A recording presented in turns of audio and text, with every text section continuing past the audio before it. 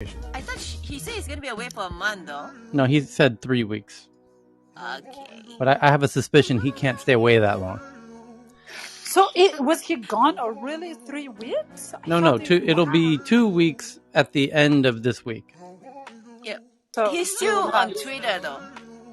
He does. He sends DMs and stuff when he checks in once in a while. How about you, Tyler? Are you taking some time off? I've been off for about 4 years now. What do you mean? He's on holiday every day. Welcome to my retirement. So Clubhouse is your holiday. I spent most of today in a hammock, as inspired by Lakeisha.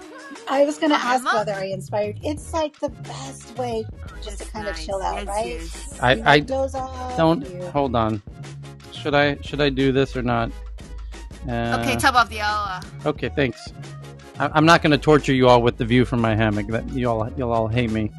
So just do it. What's the do it?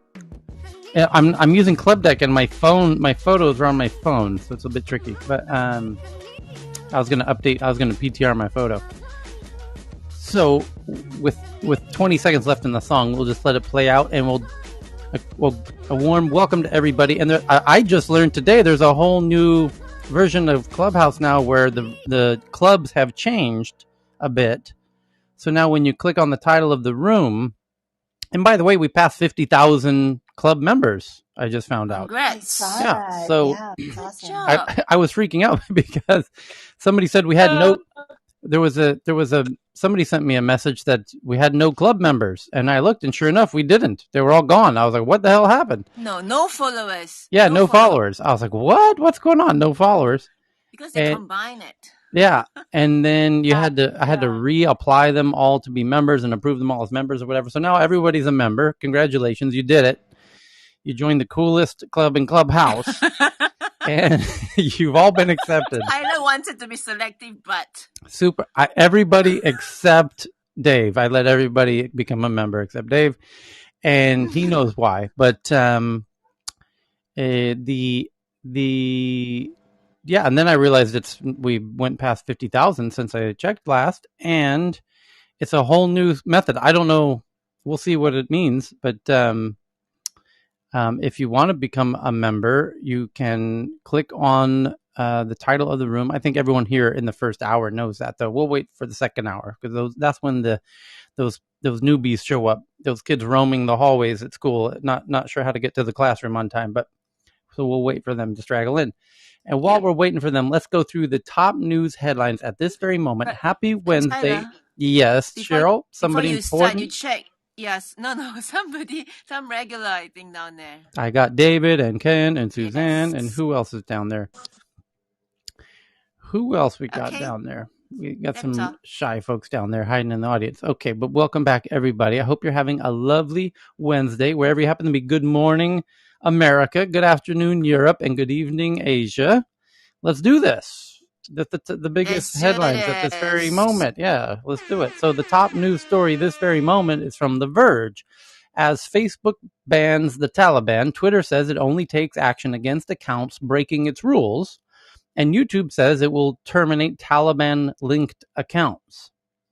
Who will control Afghanistan's official Facebook page? Good question. And I can see what Twitter is really interesting because Twitter is quite political in and of itself. And most every political leader in the world is on Twitter. And they, make egregious decisions from time to time.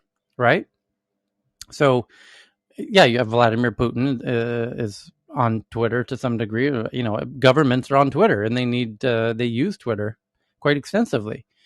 So actually, it was Medvedev, the president of Russia, was on Twitter actually, and he actually went to Twitter's HQ. I remember one time, popped by and met everybody when they moved into their Market Street office.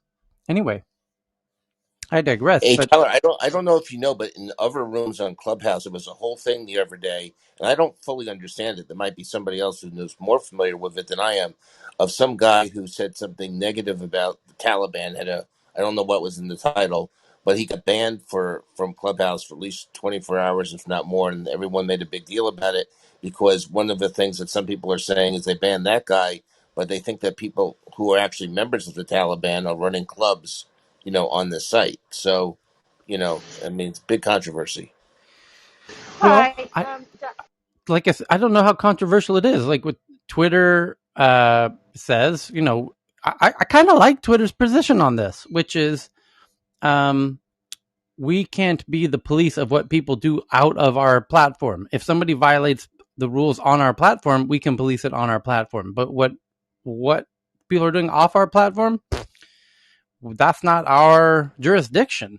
We can't be the police of what happens off of our platform. And that's a really interesting and I think kind of thoughtful perspective that and it's certainly debatable, and I totally understand anybody who feels differently, but they can't, if somebody violate, and then it's really interesting because people who are apparent would the opposite is true. Somebody who is wildly thought of as Mother Teresa, if Mother Teresa did something that broke Twitter's policies, well, yeah, she might be, an actual saint. Or the Pope, if the Pope, heaven forbid, did something that violated Twitter's policies, it doesn't matter that he's, Mr.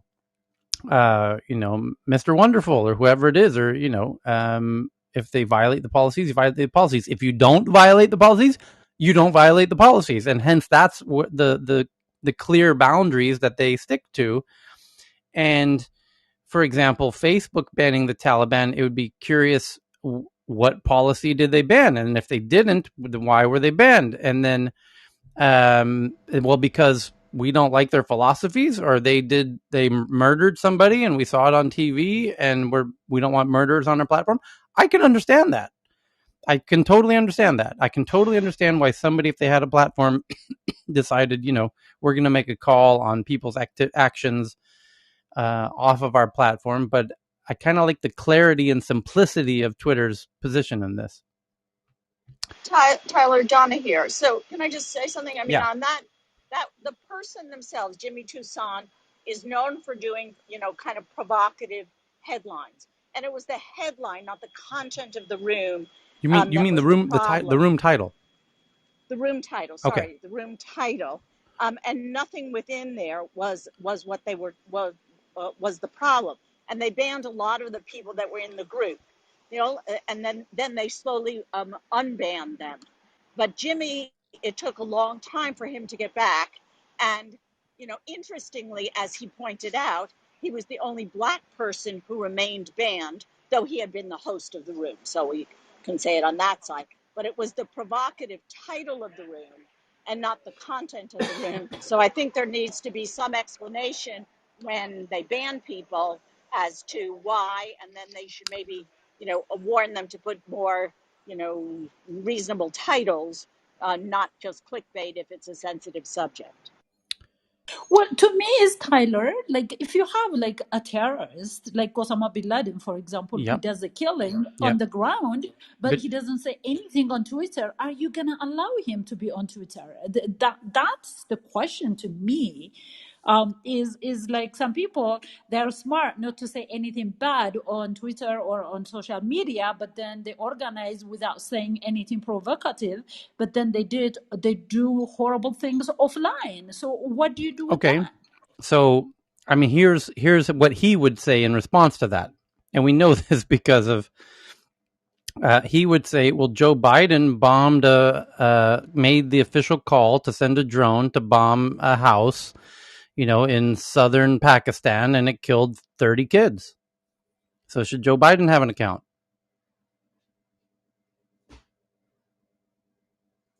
Me is like, okay, um are we gonna just allow I mean, I don't have all the answers. All I'm trying to say is, don't we have as a society where we identify, this is why we put people in prison, or we, chase them all over the world because they do horrible things on the world. So what do you do with that? That is the humanity of the moral that we all abide by.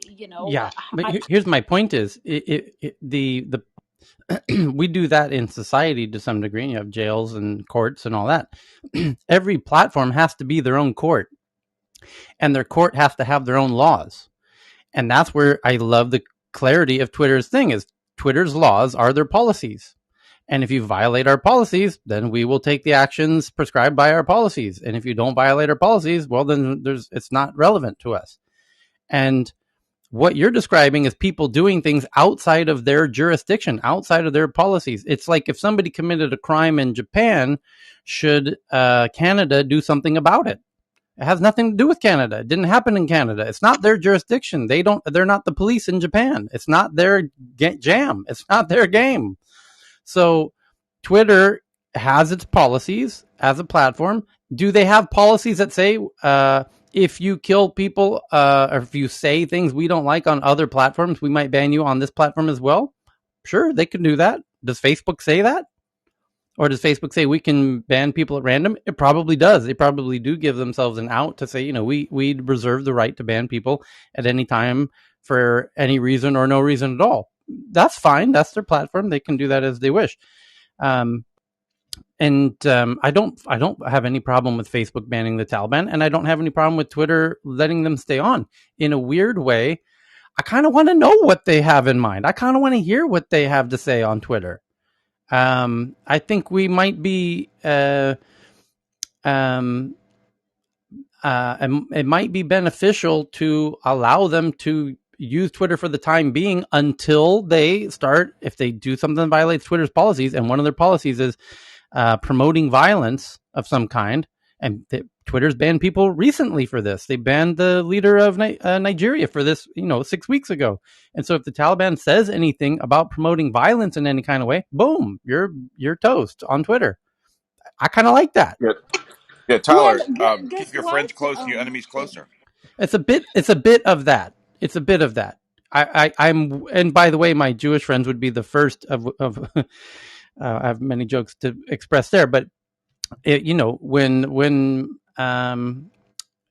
that's my Jewish friends remind me of that phrase of, when there are white supremacists holding rallies, they want to know, they want those people to out themselves. They want to know what they're saying, what they're thinking, because it's when people stop expressing themselves that they change from thoughts and words into action. Is when you start repressing people's speech, they retaliate by converting it into action and rather silently, and that just tends to escalate things.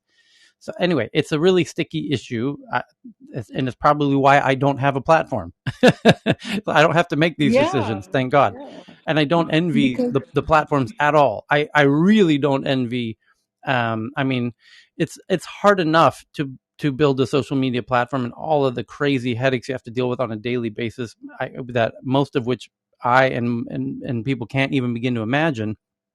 And this is, I'm sure, not a fun scenario that they're all dealing with at the moment. All of them, Clubhouse included. It's what to do in this instance is there's no clear right answer, and you can't make everybody happy.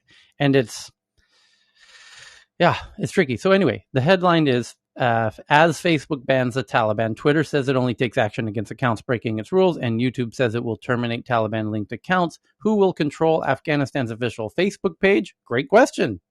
Or I guess nobody will, because the president of the U.S. wouldn't. If the insurrection, the January 6th, had happened in November, would the president then not have? Would he have been deplatformed? Would Trump have been deplatformed if that had happened 3 months earlier? And would he have been removed from Twitter and Facebook and YouTube and Instagram and all those accounts 3 months earlier? That would have been really wild. I think the fact that there were only a few days left of his term was why the platforms felt capable of deplatforming Trump, with so few days left in his term. But what if he had 3 months in his term? Then it's like, well, the president doesn't have a platform, a Twitter platform. His main way, that would have been really weird. So yeah, it's a really interesting thought. And yeah, will if the Taliban becomes the recognized leadership of Afghanistan, will they not have Facebook accounts? Or if they do, let's be honest, it's possible that they will say something that violates Twitter's terms of service.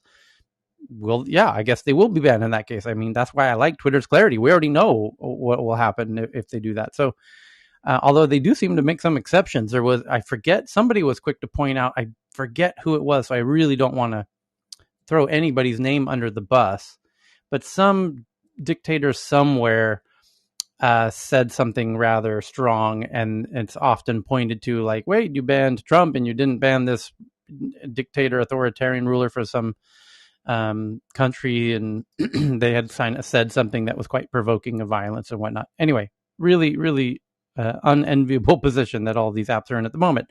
And the next biggest app is somewhat related, although CNN's headline is how social media is dealing with the Taliban takeover. BBC says Facebook continues ban of Taliban-related content. New York Post says Twitter says Taliban can stay on platform if they obey rules. And there's a whole bunch of people tweeting about that. Mark Scott, my friend at Politico, who does tech for Politico out of Europe, checks in on Taliban groups after social media said they would proactively take them down. Oh, well, this is going well. Okay, so the next one is from the Financial Times. It says WhatsApp shuts down Taliban's helpline in Kabul that was allegedly for reporting violence and looting, as Facebook blocks other official Taliban channels. Complaints number meant to act as an emergency hotline for civilians to report violence and looting. And the problem with that is, of course, is the Taliban has rather severe punishments for looting. Namely, they chop off your hands, as they take that from the Quran, according to them.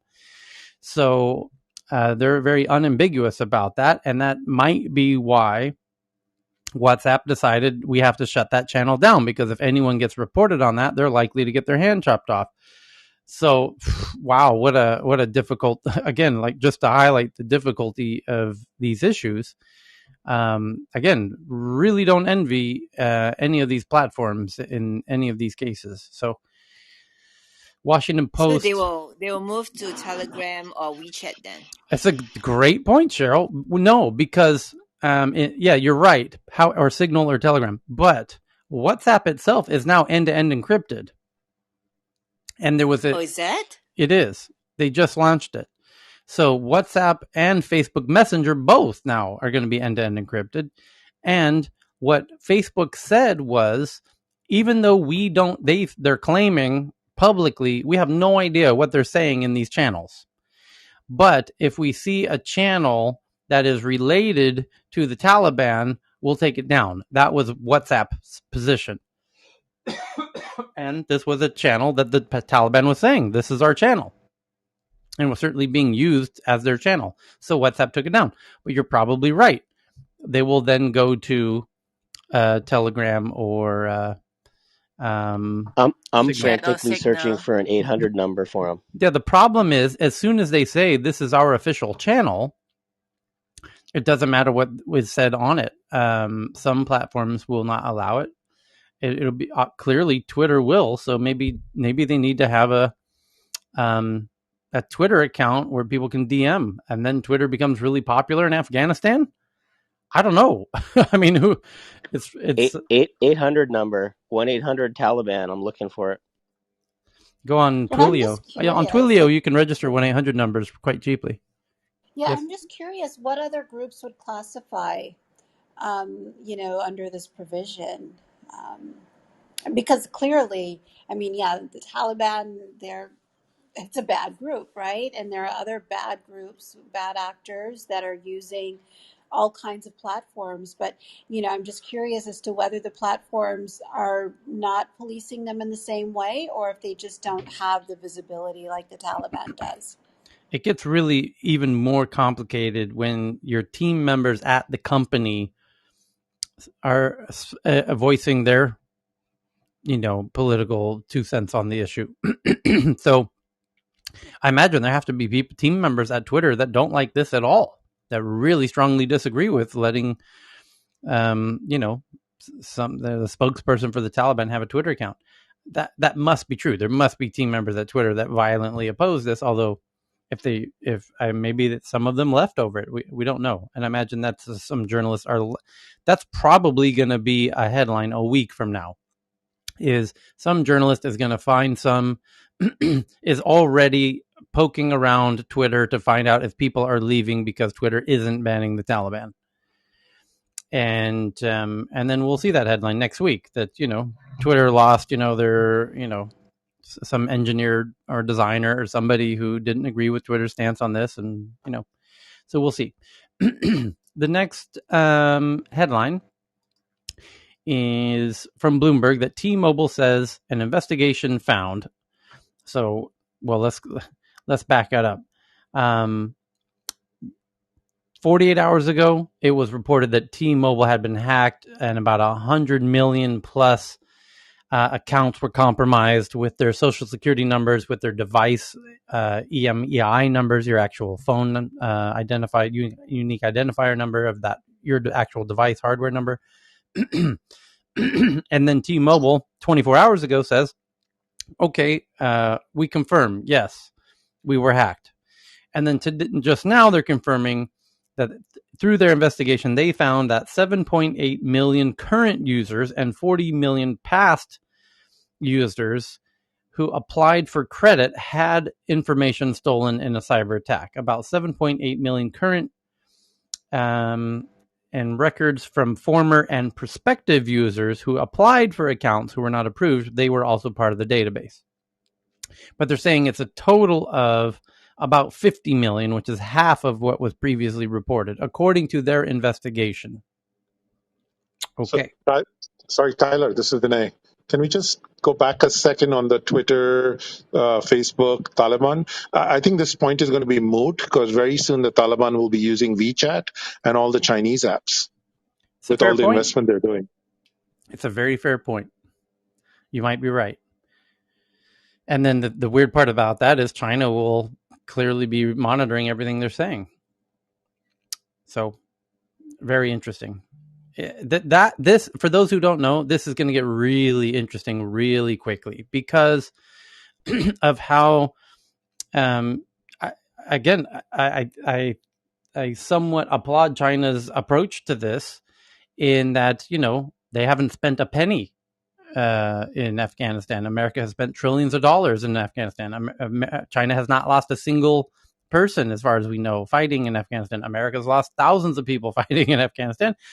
And then, this is very, art of war where, even if they hate the Taliban's guts and don't agree with them ethically, morally, or whatever, hey, there's an opportunity here. And where there's an opportunity, hey, let's be buddies. And how can we help you? And would you like some of our technology? And yeah, I'm sure they will do Huawei there.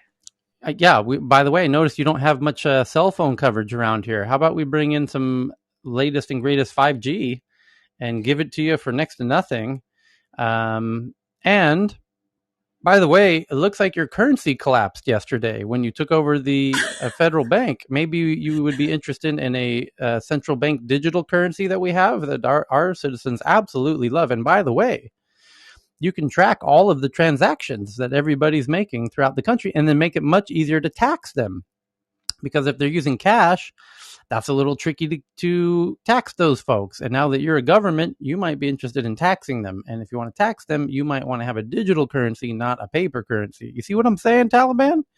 Yeah, and if they disobey you, you can just freeze their assets. Right. And if they do something you don't like, hey, you've got full control over their digital currency. And so how about we get you set up on our hot new central bank digital yuan? Sound good? I thought you would like it. I knew you would love it. You're going to dig it. And our Chinese ed techs need a new market, so we can help you guys in Afghanistan. They've got all kinds of things that, I would love to be a fly on the wall in those meetings when China's asking them, like, have you heard about our new social credit score system? It's fantastic. You're going to love it. It works like this. You know that WhatsApp account that Facebook shut down where people are supposed to report stuff? Well, check. You think that's cool? Check this out. Now anybody can get points for telling on their neighbors if they're doing anything wrong. And when people behave nicely, they get more points. When they behave poorly, they get bad points. If you get too many bad points, you can't fly or take the train. Maybe you get your hand cut off, maybe a foot, And if you get a lot of good points, maybe you get to go in the swimming pools or something, whatever. So, and then you get all the facial recognition cameras on the streets with the microphones. Have you heard about our facial recognition system? It's called SenseTime. You're going to love it. It's fantastic. We put it everywhere. We cover every street corner, and you know where everyone's going all the time. Sounds good, right? I knew you'd like it. Tell you what, we're going to put it in for free. We're just going to throw that one in. If you sign up now for our central bank digital currency, digital yuan, we'll go ahead and throw in the facial recognition systems for free. By the way, we have them in our new smart street lamps. Would you like some street lamps? Because we put the cameras right in the middle of the street lamps and we track every car moving everywhere. Oh, yeah, we didn't tell you we track the cars too? Sure. We got it all. Are you interested? Just go ahead and sign up here. Yeah, Better yet. Going to make Afghanistan the smartest city in the region. No money down. How about a nice big loan sound? Sound good? How about we pay this off? No money down. You just make monthly payments for the next 50 years. And, if you default on the loan, we just take over the airport. Sound good? Cool. I thought you'd like it. And, we'll just hold the airport as collateral. So, and by the way, is in the room, Tyler. By the way, I heard you have some lithium that we might be interested in. So it's good. The point in saying all of this is it's going to be really very especially interesting to see how China engages with Afghanistan, because it will tell us a lot about what they have in mind for the rest of the world. When they are, when you have the situation that Afghanistan's in with a new regime coming into power,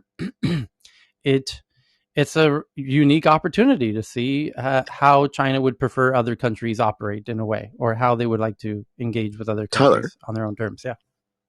One thing though, we're just kidding about the fact that China is the only option. But if you listen to what Kabul has said, even what Myanmar people have said, right?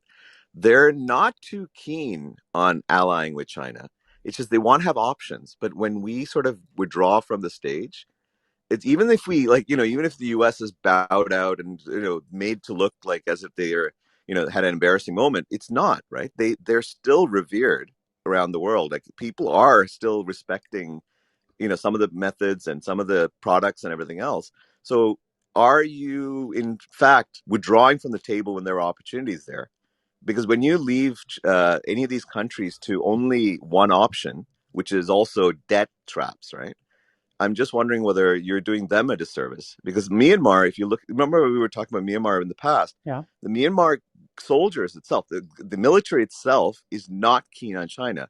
It's only the brass, the military brass, who are correct allied with China. So I'm wondering also with Taliban, the same thing. They've actually said something to China. Like the spokesperson, I think, said a couple of days ago, China, don't be too quick to think that we'll fold to you, right? Not in those exact words, but that was the sentiment that he gave. He said that basically, don't be too quick to think that we'll fold to you. Because they've been in power for so long on their own. They've actually defeated, if you look at centuries of conquest. So I don't think they're going to fold that easily. But the only thing that they could fold to is debt. Just like what happened in Sri Lanka, just what happened in Pakistan. The debt is the one that if the Western nations or anyone does not extend their hand, even at this time of embarrassment, I think that's where you'll lose places like Afghanistan and Myanmar. That's what I'm thinking is. Heyman, I think it's an interesting proposition. One thing that I will say is that I was in Myanmar right before it opened and while it was opening. And I would imagine that there would be a difference in perspective simply because of geographic proximity and the fact that Myanmar was almost wholly dependent on China because of the sanctions. And so they did it for economic reasons, and, in terms of opening up. And I think that, the sentiment of resistance or resentment toward China is really based on, having been forced to be dependent only on that economy for so long. So I wouldn't say that China or that Myanmar and Afghanistan are necessarily coming at it from the same angle, but I mean, I think that your proposition is interesting. Okay, back to the headlines. From Bloomberg, Twitter tests adding an option for users to report misinformation in the US, Australia, South Korea, and will use the reports to study and identify trends. Not all flagged tweets will be reviewed by fact checkers. Experiment will run in the US, Australia, and South Korea. And they're picking South Korea because South Korea already has verified accounts. So it's likely to have, they are going to add, here's a little hint for you. As I've been predicting for a few weeks now, we're going to soon see verified accounts coming to all the social media apps. In fact, Tinder just announced it yesterday. So in this test of US, Australia, and South Korea, you might say to yourself, South Korea? What an odd choice. No, not odd at all, because Twitter's contemplating doing the whole verified identity. I mean, they're already do it. I myself, my account is verified on Twitter. So is Monica's, I just noticed today, by the way. And if they have grand plans to do full-scale verification of identities on Twitter, which they do, so do all the platforms, then they want to test this out now and see the trends, as they say, between misinformation, between accounts, when they're all identified and verified, and when they're not. And I got a sneaky suspicion there's a lot more misinformation in countries that aren't verified. You see what I'm saying? Does this headline make a little more sense now than even the journalist realizes who wrote it? It does, doesn't it? Because Twitter wants to stop misinformation, and they want to know, does verifying the accounts reduce misinformation? And the answer is yeah, it sure does. So that's why they've added South Korea in this little test with US and Australia. Makes sense? It's just another little hint that we're all going to be switching over to verified social media accounts in the very near future. So if we verify Kim Jong-il, I mean, North Korea's premier leader, would he be much more sort of in line? He's not active on Twitter, I can say that much. But what if we give him a Twitter and a verification? Would he be happier than bombing and showcasing with weapons in the air? I don't think it's his style. Oh, okay. He's not he's not much of a tweeter. He's certainly not the Dalai Lama. The Dalai Lama is like, holy cow, what a tweeter. Some people just have the gift of tweet, and boy, right. The Dalai Lama, he just knows how to make a viral tweet, doesn't he? He's fantastic. He has an interesting sense of humor, though. He's hilarious. If you've ever heard him speak, I was just really surprised the first time. I was like, wow, he's kind of funny. Yeah, that's his. I'm looking that's at his the Pisces nature, though, Lakeisha. Go ahead, sure. I'm looking at the audience in millions for the Twitter audience. So 73 million in the US. Japan has 55.55. India 22 million and UK 17.5 million. So I don't think the Japanese will BS too much, right, on Twitter. I think majority is still America. You mean misinformation? Nigeria is also pretty high, significant for their population, right? Talking about the top 4. Okay. So the next big story is Samsung confirms it will stop showing ads in the default apps, including weather, pay, and theme, and starting later this year, including its... Oh, that was a poorly worded headline. Samsung has confirmed that it will stop showing ads in the default apps. Simple as that. I guess they have to do that to compete, because now they've lost the top spot to Xiaomi. Samsung was the most popular smartphone on the planet until 2 months ago, and Xiaomi just passed them. And Xiaomi doesn't really show ads like Samsung does in their version of Android. So I think Samsung realized we're screwed. We got to cut the ads. BlackBerry discloses a critical flaw impacting 200 million and more cars, hospital equipment. Sources say it resisted public disclosure until it was kind of forced to reveal that it had been compromised through this critical flaw. A flaw in the software made by BlackBerry has left 200 million cars, along with critical hospital and factory equipment, vulnerable. And now they've had to reveal it, even though they didn't really want to.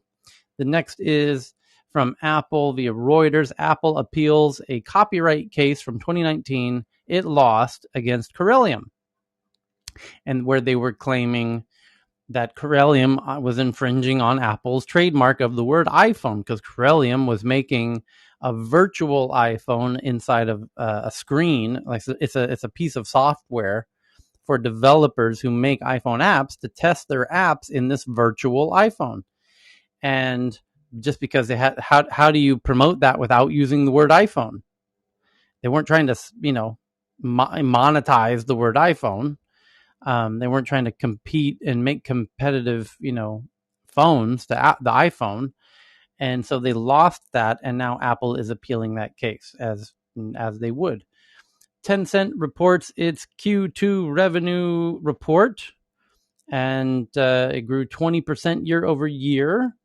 And I bet most of that growth was in the first 6 months, because in the past 6 months, I bet they lost a significant amount,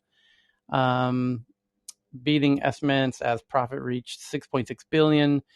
But the stock has been badly beaten due to all the regulations that are happening.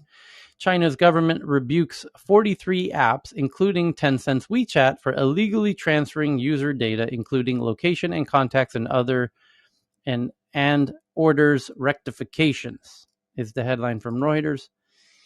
And that's new today. That one just came out. It says China's Ministry of Industry and Information Technology said on Wednesday, that's today, that 43 apps, including Tencent's WeChat, which is the biggest app in China, really, were found to have illegally transferred user data and ordered their parent companies to make rectifications.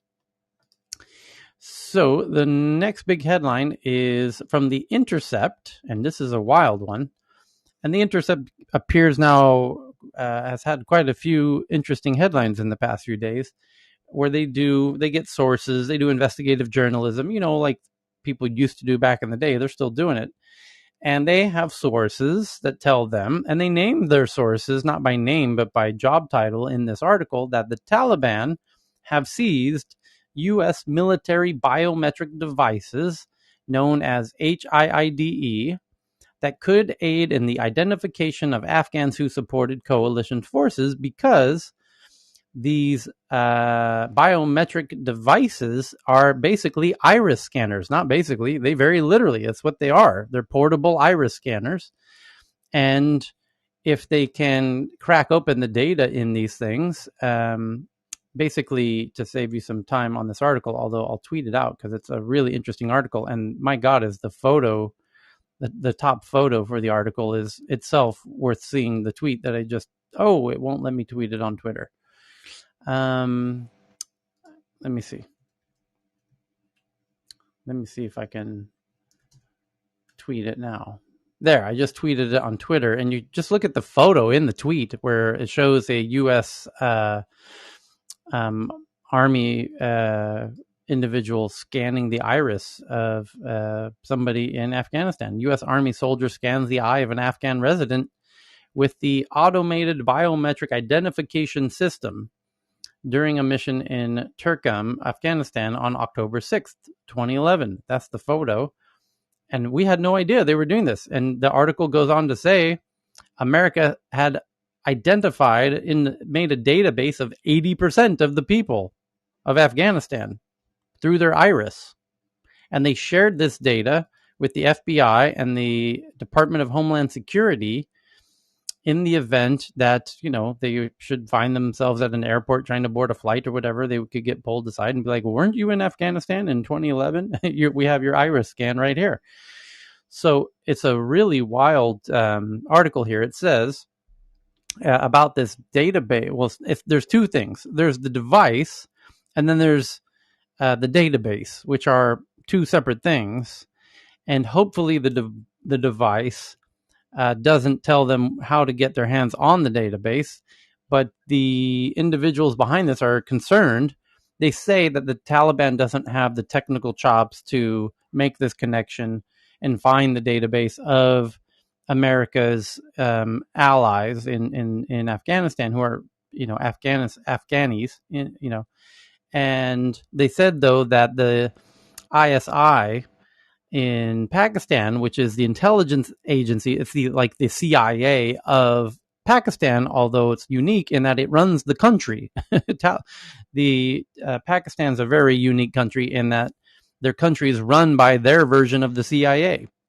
So they do have the technical chops to, if they find these devices, to figure out where the database is and find this database of the Afghanis who were helping the Americans as translators and whatnot. And the problem is that the Taliban in Afghanistan are very friendly with the intelligence agency in Pakistan next door. So it looks like that could be a huge problem that nobody's talking about yet. That basically there's a database of the individuals who were helping the Americans, and if the Taliban could potentially make life very difficult for those people. So that's the essence of the article. It says an Army Special Operations veteran says it's possible that the Taliban may need additional tools to process the data, but expressed concerns that Pakistan would assist with this. The Taliban doesn't have the gear to use the data, but the ISI do. The former special operations official said, referring to Pakistan's spy agency, Inter-Services Intelligence, the ISI, been known to work closely with the Taliban. So let's hope that doesn't happen. So the other interesting point in that is that the American government, namely the military, is using iris scanners on large populations of people. Beta test, anybody? I guess that is a population that can be tested on. And by the way, there was an article last week that prisoners are now having interesting tech applied to them, to their phone calls, the live, automatic transcriptions of their calls with sentiment analysis and all this type of stuff. I guess, there's not going to be a large outcry because they are, people that have committed felonies, largely. So we don't mind that their privacy, doesn't, the problem is if the government gets there, it's obviously a beta test. I mean, is what it is to some extent. And if they can foresee interesting use cases on the general population, I don't think they'll be so quick to letting anyone know that they've made that decision. So maybe they have already done Hey it without Tyler, knowing. Yeah. hey Tyler, I just saw news coming through. This is Asif, that the former president of Afghanistan, is now in UAE. Okay. He's fled to UAE. Interesting. Yeah. So the next one up is from about YouTube introduces new search features, including viewing video chapters directly on the search page and better recommendations for translated videos. And long story short, what they've done is every video ever uploaded that has people speaking in it, that can be transcoded, and all of the speech can be converted to text, and all of that text can be translated in Google has another sister technology, Google Translate, and all of those, if somebody makes a video in Japanese, from 10 years ago about how to make sushi, now anyone around the world can listen to that in their native language, and it can search for it in their native languages. And so the world just got a lot smaller, and the amount of videos you can be exposed to just got a whole lot bigger, because now you won't only be exposed to native English videos, because you'll be watching the video and it'll play, and then in the very near future, you'll hear the voice of the person in your native language anywhere in the world you happen to be. So, and it plays into search in a very big way. And the YouTube official blog itself, made this announcement saying the next phase for searching on YouTube, we're introducing new ways to help people more easily search and find content on YouTube, making searches more visual. People told us they'd like easier ways to see what a video is about on YouTube before actually clicking it. We hear you. That's why we've started to make our search page even more visual to help people get a better glimpse of what's inside the video. So they start deconstructing the content of the video and telling you kind of what they're saying in it without you having to click it, making it easier to search the video without actually clicking it, and making searches more visible. They do a whole bunch around that, and then making more content available to everyone, which is the language thing I talked about. So it's not trivial. It's pretty cool. While YouTube has a lot of videos, they say they don't always cover every topic across every language. And we're always looking for new ways to make information more accessible and inclusive for all users globally. We now have some exciting approaches to improve content searches across the globe on YouTube. We've started to show search results from other languages with automatically translated captions, titles, and descriptions when relevant content in the local language isn't available. And that could be great for English. Very useful. Yeah. And I guess the audience size for everybody just got quite a lot larger. It's the example they give is this means that someone in Thailand can learn about quantum physics from a professor at MIT, or viewers in Brazil can explore the Grand Canyon from home with captions in their local language. And yeah, it's interesting examples there. So the next big article is from Bloomberg that Palantir, this is crazy, acquires $50 million in 1-ounce gold bars in August in preparing for a Black Swan event and will accept payment from clients in gold. Now, this is either incredibly genius PR. It is. First of all, it is. Either way, it is. That's bloody brilliant PR right there. That's a masterstroke of brilliant PR. That because everyone's talking about we accept crypto, like Dunkin' Donuts accepts crypto now, and the car rental company down the street accepts crypto, and even the car wash down your Betty's Bake Shop takes crypto now. And so they're going 180 degrees and saying we accept fucking gold bars. And we've converted $50 million into gold bars.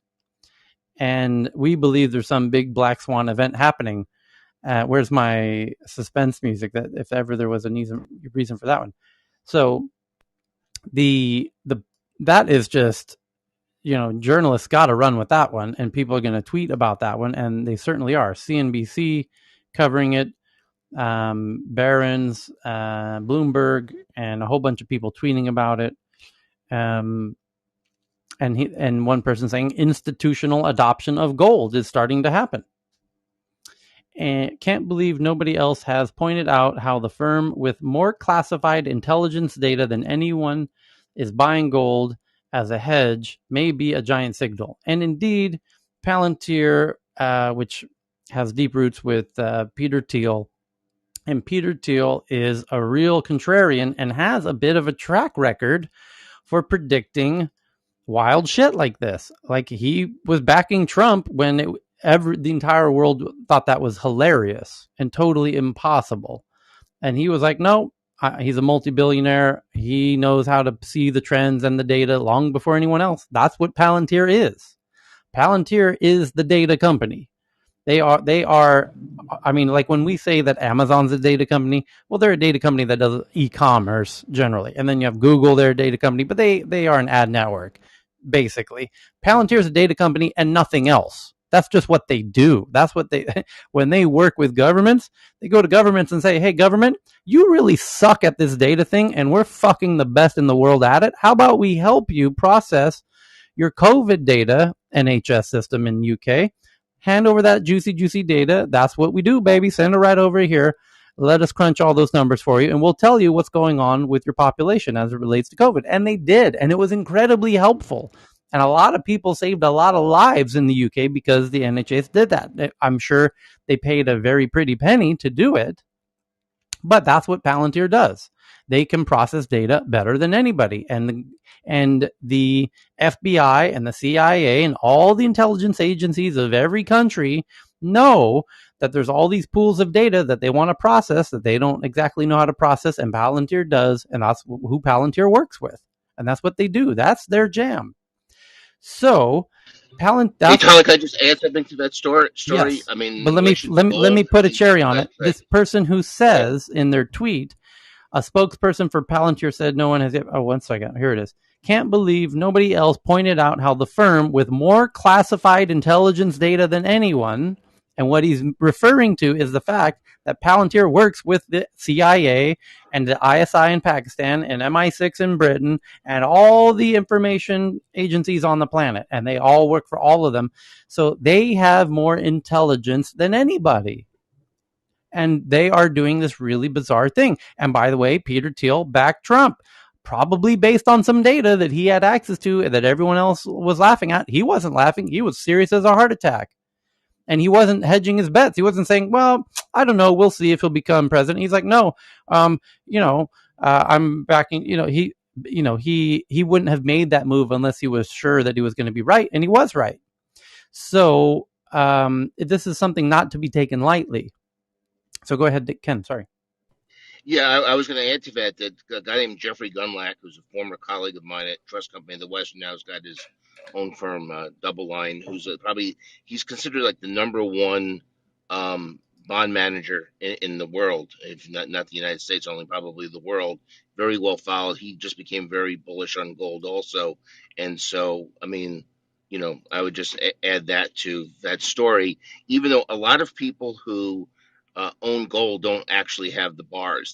They do it through futures, or they do it through the ETFs like GLD, because it's expensive to store gold. But so not only do you have this company saying that they're gonna bullish on gold, but Jeffrey Gundlach, who's you know really considered a guru in fixed income, is very bullish on gold, largely because he thinks the dollar's going down. So he's saying that even though his way of hedging against a falling dollar is not Bitcoin, it's gold. Yeah, but dollar's not going down Yeah. at the moment; it's going up. No. But Can I just say, he's predicting that we're printing too much money, that it's going to become Sure. Yes, and there's can I just say also it's yep. very Go ahead, Donna. So I was going to say it's very difficult, if almost impossible, to take delivery of gold from a futures contract. I know because I've tried in the last year, mostly because so many banks got in trouble for using it for money laundering on behalf of many of the, let's just say, Eastern European type clients. So I don't know how Palantir, besides making this a stunt, intends to actually accept the gold. Are they going to tell you where to go to get it? And get it assayed, etc. Because buying gold and in bars is really tough, and that's why to be clear, that's one of the reasons I bought more Bitcoin, because there is no other way to have a bearer instrument, the gold warrants from futures, which Ken rightly mentioned, is really not available except for in the extreme cases for institutions and very serious professional traders who've been doing that trade for a long time, for fear of money laundering considerations by all these institutions. Donna, I'm just curious. Like, did they announce that the fact that they bought the gold, or was it just revealed through the internal tradings? Because I'm wondering whether they're trying to pull a Elon by jacking up prices and then pulling out again. I don't know. Tyler read the. Oh, I've sorry. got the article here. But I think that I don't know that they said that they bought it. I thought they said that they were going to accept payment Both. in gold. I just don't see the practicality of okay. And they bought it. Well, if they're a big business, if they wanted, they could do. They could do futures and take delivery of it, and then they paid for it and they get the warrant. But for us to try and do it is really difficult, and that's the exchange I used to chair. So I know how to do that trade, but even I couldn't get anyone to do it for me. So to answer your question, and thank you for that, Donna. That's a valid point. The Palantir said in the August 12th earnings statement, because they just did their quarterly earnings report, and that's where they just revealed for its fiscal second quarter, During August 2021, the company purchased 50.7 million in 100-ounce gold bars, and they included it in their earnings statement, which they would probably need to do, would they not? That is the kind of information you would include in your quarterly earnings report. So, such purchase will initially be kept in a secure third-party facility located in the northeastern U.S., and the company is able to take physical possession of the gold bars stored at the facility at any time with reasonable notice. So it's that would be a depository, a warehouse. They probably bought the gold on COMEX. They get so it's at a registered depository, and yes, they have the right to take delivery of it any time. If they do take delivery and they ever want to deposit it, they have to get it assayed. It's quite expensive to do, but yeah. So that's the way they would. They have the right to it. It is theirs. They have the a bearer bond, a warehouse receipt, and yes. Yeah, but the idea of it, the fact that they mentioned they would allow clients to pay in gold, that's kind of just genius PR, really. Yeah. So it does beg the question: why are they doing it? They just sink something. I mean, it's not easy to move the gold market, though, in the way that it is with Dogecoin. Maybe they're trolling. Maybe they're trolling Musk. Yeah, it is a bit of trolling. Yeah. I mean, I'm also wondering whether they're actually, and not just checking Musk. like how he adjusts. I mean, it's like I think they're trolling the Bitcoin community in general. But I mean, Peter claims to be a kind of Bitcoin maximalist. So I don't know how we reconcile that. Well, he's also he's a libertarian, and libertarians love gold and that kind of thing. So anyway, could he be studying like the financial systems? Like, could they be like testing the systems? You know how like just to see how much they can manipulate through data and whatever they, they're like Soros does, right? Like with the UK government. I'm just curious.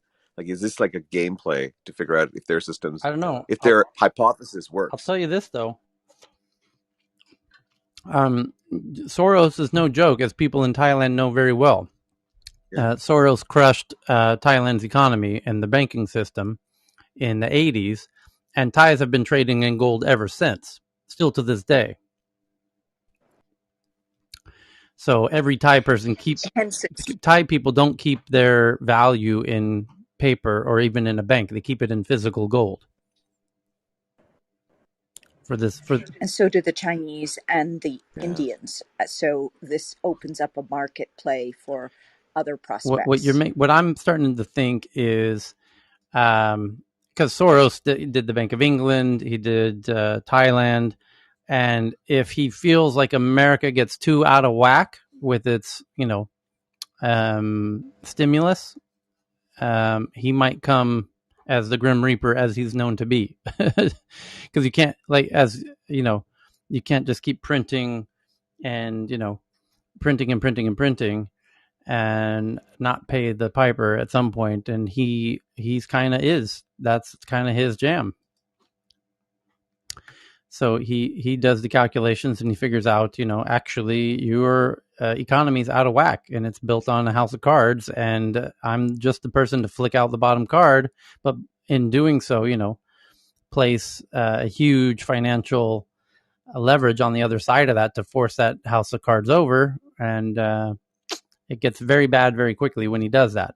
So let's hope he's not thinking of doing that in the U.S. And let's hope the U.S. doesn't create a scenario that invites him to consider that. And let's hope Palantir isn't this black swan event. By the way, that's the other interesting part of that headline. If they're not claiming to do this for no reason. They're claiming in preparation for a black swan event. That means a 1 in a million event. So let's hope we didn't figure that out. And also, I'm worried because from a healthcare perspective, Palantir is putting its fingers into everything healthcare right now, right? With all the data access in the UK, soon in Canada. So I'm just wondering what their goal is. I mean, I hope they don't succeed like Soros and fail like, what's the other guy's name? I forget. The other guy who failed recently. But there was somebody, a spokesperson for Palantir said, No one has yet paid in either Bitcoin or gold. Accepting non-traditional currencies reflects more of a worldview, says Shyam Sankar, the chief operating officer, said in an interview. You have to be prepared for a future with more black swan events. Okay, so that does add a little more color. The next is from Harper's, a look at the focus on discrimination by media, tech, and academic leaders on how assumptions about disinformation effectiveness echo old media and advertising myths. In the beginning, there were ABC, NBC, and CBS, and they were good. And mid-century American man could come home after 8 hours and of work and turn on the TV and know where he stood in relation to his wife and his children and his neighbors in his town and his country and his world, and that was good. Or he could open the local paper in the morning in a ritual fashion, taking his civic communication with his coffee, and know that identical scenes were unfolding in households across the country. Over frequencies our American never turned into, red baiting and ultra right wing radio preachers hyperventilated to millions in magazines and books he didn't read. Elites fretted at great length about the dislocating effects of television, and for people who didn't look like him, the media had hardly anything to say at all. But our man lived in an Eden, not because it was unspoiled, but because he hadn't considered any other state of affairs. For him, information was, in its own right, that is to say, unquestioned, a place, and that was good too. And today we are lapsed. We understand that media, through a metaphor, the information ecosystem, which suggests to the American subject that she occupies a hopefully denatured habitat. Every time she logs into Facebook or YouTube or Twitter, she encounters the toxic byproducts of modernity as fast as her fingers can scroll. Here is hate speech, foreign interference, and trolling that are lies about the sizes of inauguration crowds, the origins of pandemics, and the outcomes of elections. She looks out at her fellow citizens and sees them as contaminated like toughed coastal animals after an oil spill with disinformation and misinformation. She can't quite define these terms, but she feels they define the world online and increasingly off. And it's an interesting article, as you can tell from that first bit. I've just read the first sentence of it's a very, very long article, as Harper's tends to do. But the headline is selling the story of disinformation. That's the headline of the story. So tweeting that one out for those who want to read that really interesting article from Harper's. And a bunch of people have already tweeted about it, saying a great piece by Bernstein on the increasingly entrenched media narrative of disinformation as a catch-all boogeyman, despite it not being clear what exactly the term means or how much it really affects people's behavior. And then somebody else says, interesting article arguing that misinformation and disinformation is akin to fake news in its politicalization and vagueness, which I agree with, though there are better definitions than the ones chosen here. For a while now, I've argued that propaganda is the word that fits. And if I might, sure. Tyler, one thing from the growing up in the 70s, 60s, and all that, there was anybody who paints that era as kind of a peaceful era, or I had a problem with some of the words that they used, because it was really that leave it to beaver type of mentality, and that did not reflect those of us that were quote unquote minorities. So it was. I just wanted to say, just never believe anybody who implies that it was all kumbaya and the 50s were all perfect and all that, because even up stretching into the 70s, there was not enough representation of the African American community or the Latino community. And so I just wanted to kind of put that out there. And there is a very large Spanish-speaking media business that grew up here in the States as well, to kind of address the lack of what word, inclusion or something, right? Because of the language, but also just want to put that out there. Yeah, the disinformation, negative negatively inspired, information is one thing. I'm sure that's been around, but the lack of representation on the screen is another really negative thing that we had to deal with back in the day. Okay. The next article is an interesting one from Nikkei Japan. Says that recent COVID outbreaks are slowing plans by Apple, Google, and Amazon to shift their production from China to Vietnam as governments tighten border controls, which they both are at the moment. In fact, Vietnam is in a very strict lockdown, and China also, due to Delta, both countries are now locking down very significantly. And so the headline is that Apple and Google and Amazon are basically having to pause their transition of their production from China to Vietnam, as they were doing. And that should give you some indication of just how much Vietnam is booming. That it's not just Apple and Google and Amazon, by the way. That's just some of the tech companies that are moving. Holy shit, is there just an unimaginable amount of movement of non-Chinese companies moving from China to Vietnam. I have friends in Vietnam, and notably friends from Stockholm in the tech ecosystem, Lucas, one of my dearest friends who spent many months with me here in my place here in Thailand. And after he left my place, he moved to Ho Chi Minh City, and he's been there ever since now for 3 years. And we get updated on it all the time.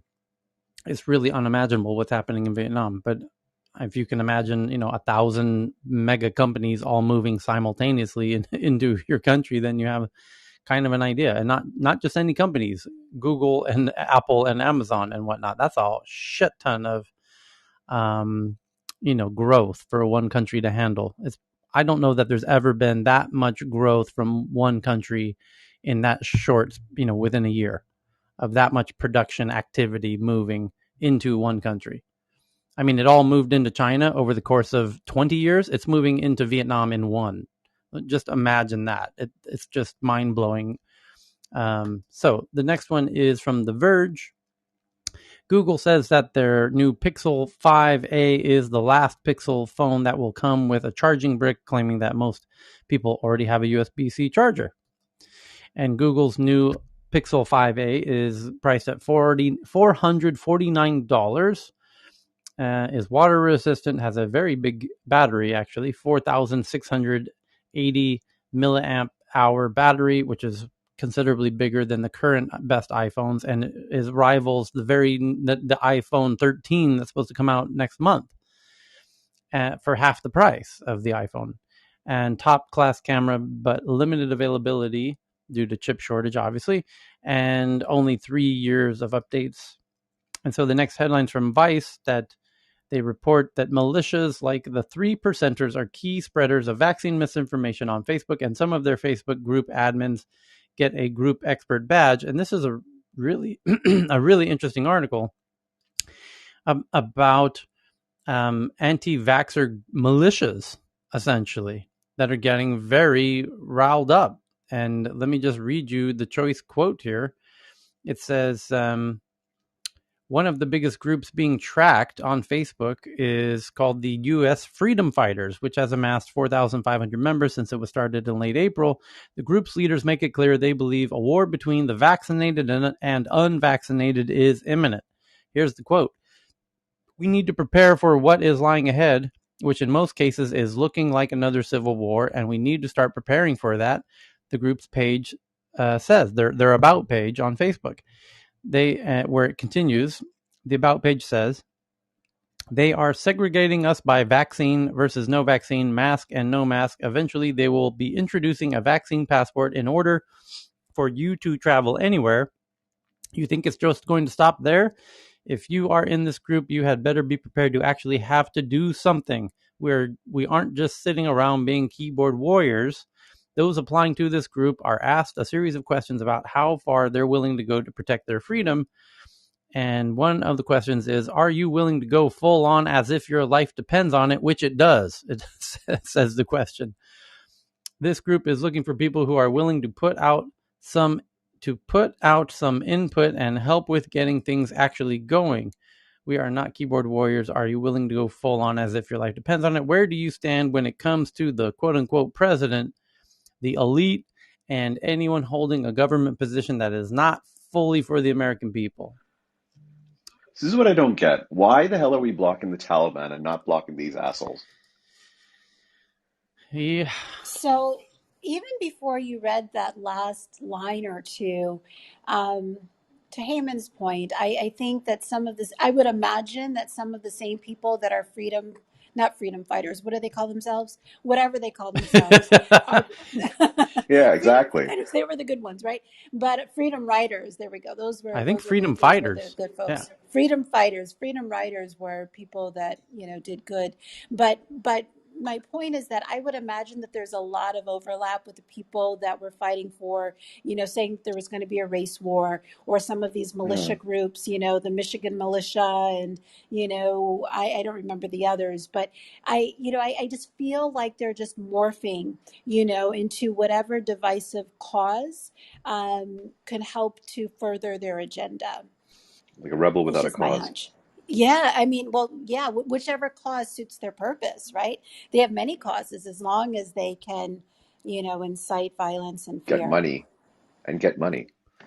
Okay, next big article is Apple says FaceTime's Share Play feature, heavily promoted during their WWDC, will not be released in iOS 15, arriving instead in a later update. And that was one of the features that people were really looking forward to from their live demo that they did at their annual event that we watched here in person. And iOS 15 Beta 6 just came out today, which means this is probably the last beta because they don't normally go beyond 6. And that means that the Gold Master, it will probably be out in about 4 days or a week or so. And that means we'll all be downloading the real thing in about 2 weeks if they're on beta 6 today. So iOS 15 probably 2 weeks away, which means that their event is almost certainly going to be scheduled for September 7th.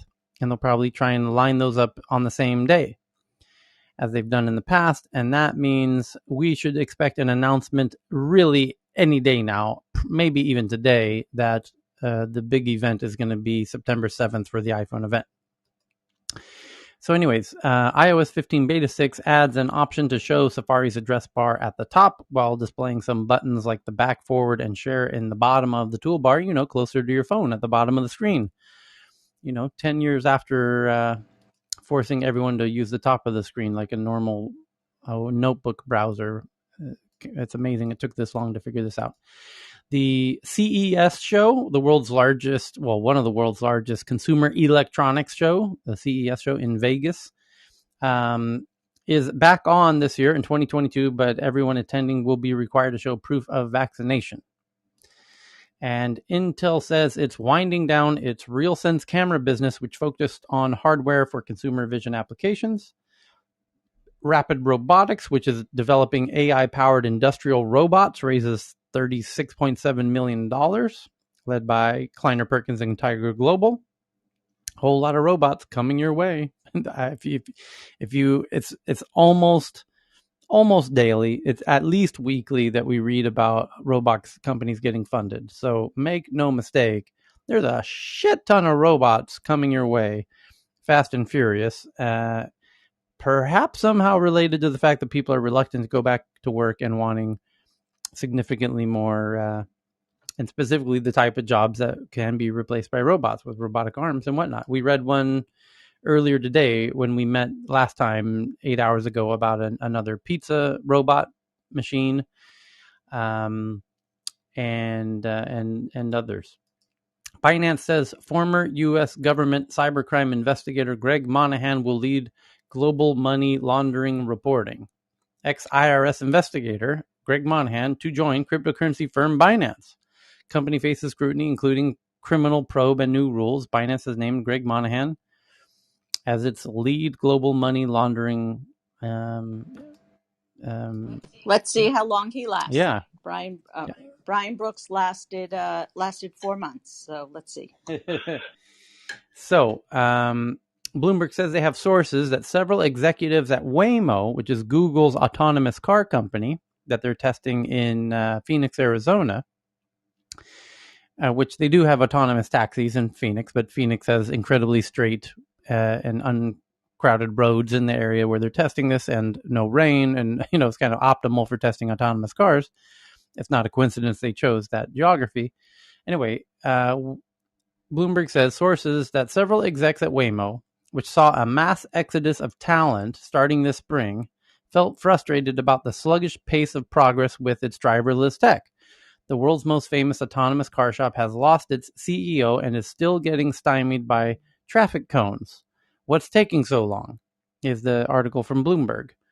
And Bill Gurley, who is one of the biggest investors in Silicon Valley and is considered one of the smartest, took to Twitter to say about this article, amazing how many people 5 years ago had autonomous pegged as right around the corner. This is not Moore's law type problem. It's the exact opposite.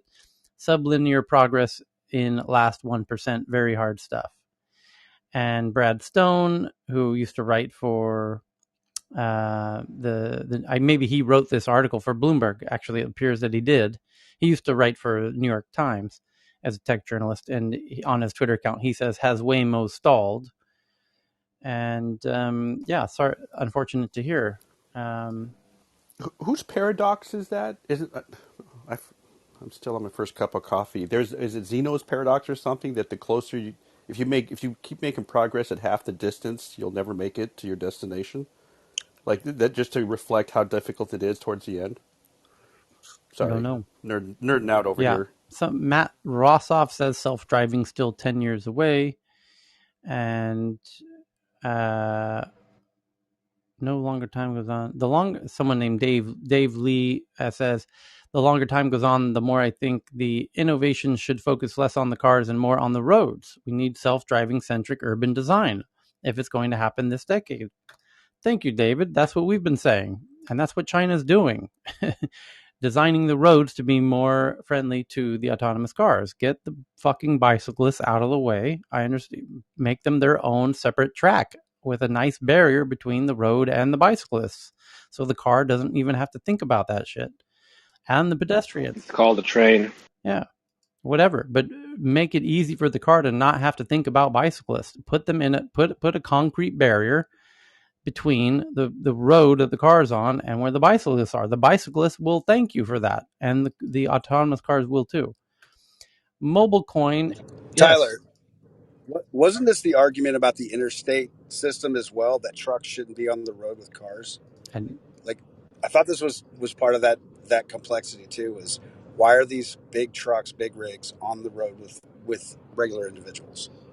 that could be. I've not heard that. The next one up is from Techcrunch Mobilecoin, a privacy-focused cryptocurrency that Signal is offering in the UK as a payment feature, raises $66 million at a $1 billion valuation. Data visualization and analytics service Preset raises $35 million. Who else is raising money today? Any interesting ones? A no-code company out of London called Stacker raises $20 million from Andreessen Horowitz. Trust Layer, which uses AI to digitize insurance verification, raises $15 million by David at Craft Ventures. Trust Layer uses AI to digitize insurance verification. How does AI insurance verification startup TrustLayer lands $15 million? TrustLayer powered an AI-powered platform working to digitize insurance verification. Raised a bunch of money. Research shows that 75% of U.S. businesses are underinsured. In addition to risk, the current process is costly for insurers and the companies requesting verification. 200,000 proof of coverage requests are made daily in the U.S., imposing significant resources and administrative cost. TrustLayer solution is a product that leverages robotic process automation and AI to automatically verify the insurance and licenses of vendors, suppliers, borrowers, and tenants. I like it. Founded in 2018 by John Four, Trussler, a graduate of InsurTech accelerator program called Broker Tech Ventures, enables customers to verify coverages, check exclusions, and get insight into insurance validity in real time. I love it. That's really cool. David and the team at Craft Ventures are totally brilliant. The next one says Airbnb says it will change its terms of service this fall to no longer require arbitration in cases involving sexual assault of hosts and guests after 2 women sued. Baidu says it's begun mass producing second generation AI chips in China. That's China's version of Google. Bangalore company Smallcase in India, a digital wealth management service with 3 million users, raises $40 million. SoftBank likely raised over $6 billion by selling stakes in Facebook, Microsoft, Alphabet, Salesforce, and Netflix in the 3 months ending June 30th. A Brazilian startup called Covey, which rents vehicles to drivers who work for ride-hailing and delivery companies, raises $104 million. That's really interesting. Oh, that's wild. I had never really thought of that. If you want to be a Uber or Lyft driver, but you don't have a car, which I guess there's a lot of people who don't have cars who are like, if I had a car, I'd be an Uber or Lyft driver. Well, guess what? Now you can rent the car, I guess, on a daily basis. Rents vehicles to drivers who work for ride-hailing and delivery companies. So now there's no friction to becoming a delivery person in terms of a vehicle. That's really interesting. ByteDance, which is TikTok, joins the Open Innovation Network, the largest US-based patent non-aggression consortium covering Linux and Pakistan-based Airlift, which delivers groceries, medicines, and electronic products in 30 minutes, raises $85 million at a $275 million valuation in Pakistan. So now the delivery game has reached all the way into Pakistan. Only Afghanistan's left at this point. And parts of Africa, the Congo. Who's going to be the delivery company in the Congo? That's the burning question. Tyler, a short question there. In Afghanistan, don't they have these flying dildos you spoke about earlier today? The flying grenades we discussed in the morning session? Oh, yeah. So there's a drone that's designed. It's a grenade drone. The body of the drone is itself an explosive grenade. It's designed to, forgive me, but it looks like a big dildo. And it flies with the penis pointing down. It's very heavy. It looks like a very large bullet, essentially. And it's an explosive, like a large bullet. And it's, aimed to be very heavy. And so it has propellers that fly out, and it flies. And then you fly it over your target, and then you tell the drone to stop flying. And it stops flying and falls straight down, and boom, explodes whatever was directly underneath it. So